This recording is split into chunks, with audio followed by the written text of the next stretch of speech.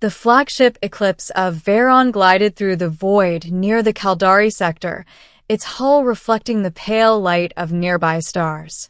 Inside, the command deck was tense. Military officers whispered in corners, their eyes fixed on the display screens showing a single, extraordinary figure. She was called Zyra Thalen, the most beautiful and feared alien in the galaxy.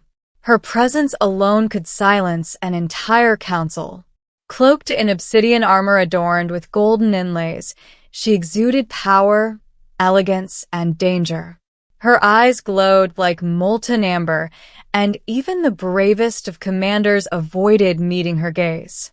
Yet the human man, Captain Marcus Reed, looked straight at her without hesitation.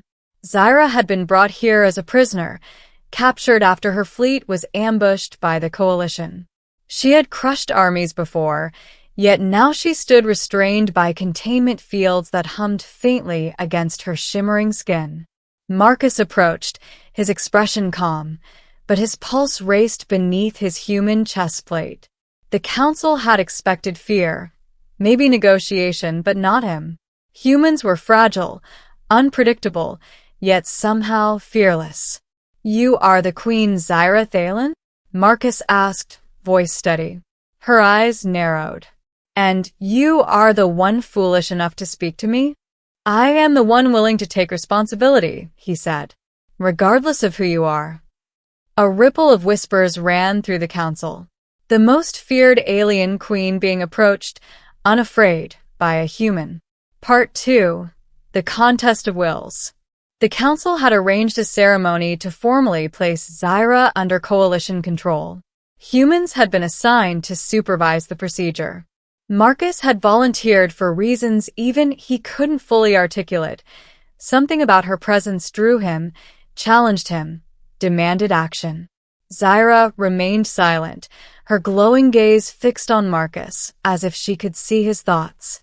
The containment fields buzzed faintly as she shifted. "Do you know what I am capable of?" she finally asked, her voice low, resonant, and dangerous.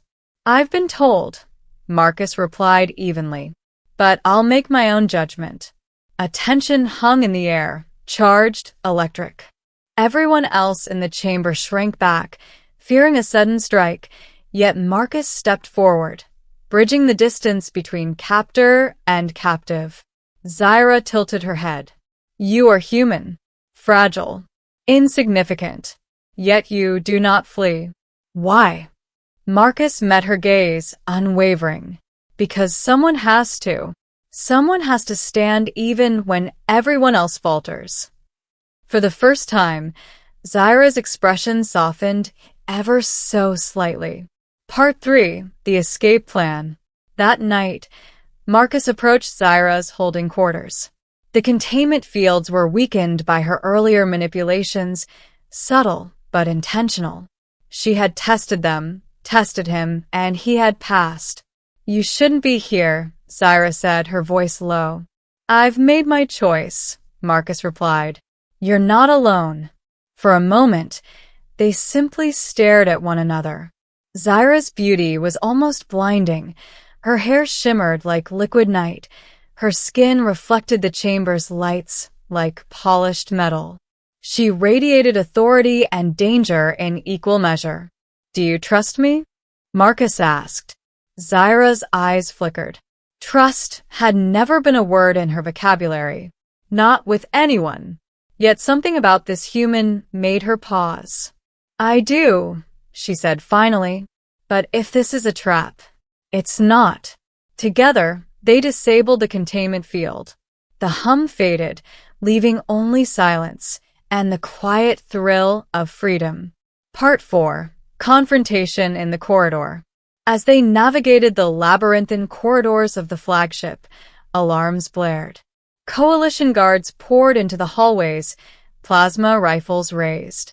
Zyra moved with lethal grace, neutralizing them with non-lethal energy pulses, careful not to harm Marcus. "Step back," she said, voice steady, commanding, but her eyes never left him. "I'm not stepping back," Marcus replied, drawing his sidearm. We're doing this together. And together they fought. Human ingenuity and courage paired with alien speed and power.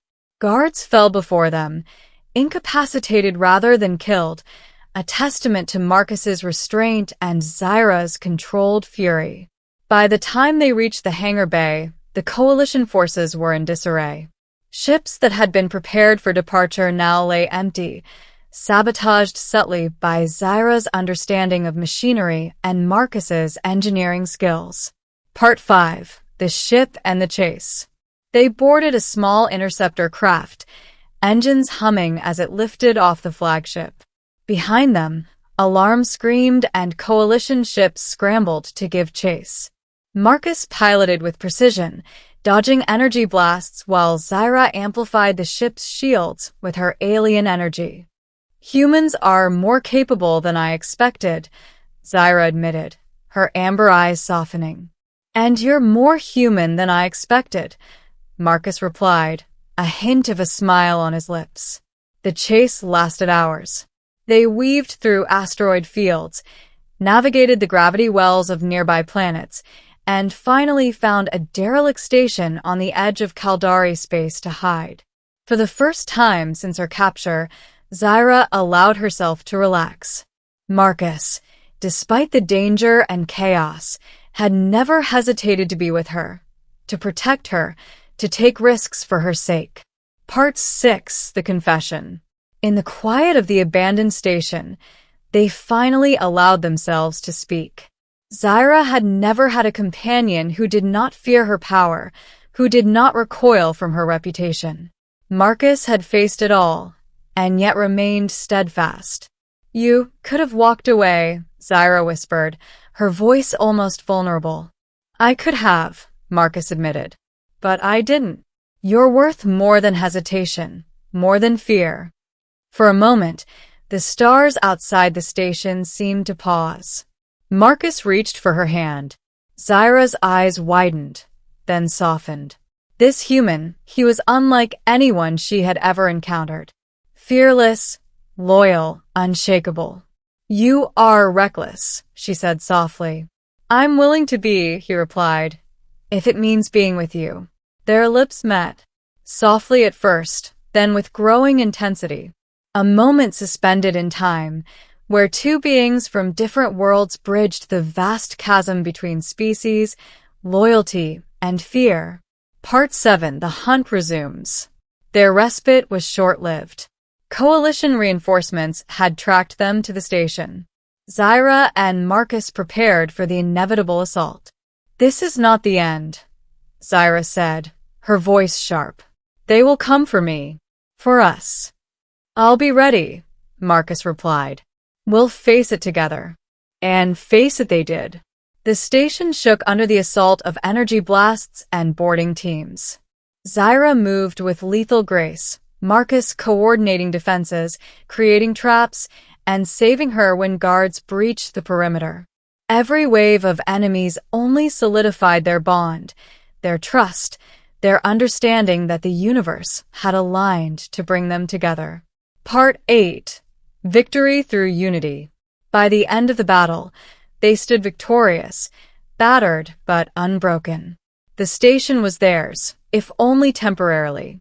Zyra, once the feared Queen of Fleets, had found an equal, not in power, but in courage.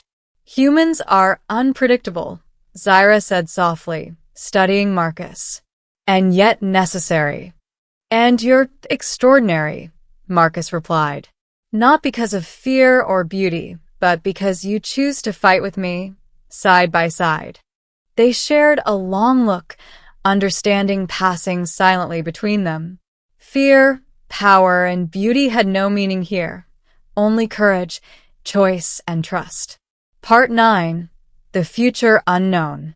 Weeks later, they charted a course for unclaimed space. Coalition fleets still searched, still hunted. But Marcus and Zyra moved together, ready for whatever challenges lay ahead. You know, Marcus said, piloting the ship through a field of debris. I never thought I'd be running from an entire coalition with the most feared alien in the galaxy. Zyra's golden eyes glimmered.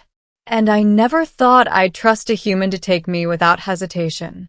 They laughed softly, their bond sealed through fire, chaos, and courage. No matter the dangers of the galaxy, one truth remained. When courage meets trust, love can thrive, even among the stars. Part 10 ending. As the stars stretched endlessly before them, Zyra rested her head against Marcus's shoulder. "Promise me," she whispered. "Anything," he replied. "Promise me we will face the universe together."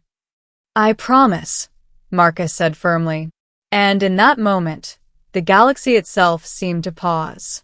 Fear, beauty, power, all became irrelevant.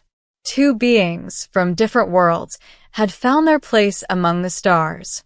Because sometimes, the most beautiful and feared beings are not defined by their legends, but by the one who dares to take them without hesitation.